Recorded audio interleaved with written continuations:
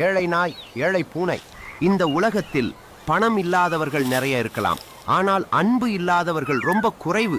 ஒரு கிராமத்தின் புறத்தில் உடைந்த கோவிலின் அருகே ஒரு ஏழை நாய் பசியில் நடுங்கிக் கொண்டிருந்தது. அதே இடத்தில் ஒரு மரத்தின் கீழ் ஒரு ஏழை பூனை தன் குட்டிகளை கட்டிப்பிடித்து பசியோடு அமர்ந்திருந்தது. ஒரு நாள் நாய் எங்கோ கிடைத்த ஒரு சிறிய ரொட்டி துண்டை எடுத்து வந்தது.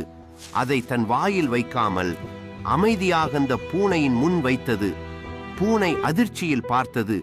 நீ சாப்பிட மாட்டாயா என்று கண்களால் கேட்டது. நாய் மெதுவாக வாலாட்டியது. இன்றைக்கு நீ என்று சொல்லும் மாதிரி அந்த நாளில் இருந்து அவர்கள் இருவரும் பசியை பகிர்ந்து கொண்டார்கள், துன்பத்தை பகிர்ந்து கொண்டார்கள். ஒரு நாள் ஒரு நல்ல மனம் கொண்ட மனிதன் அந்த அன்பை பார்த்தான்.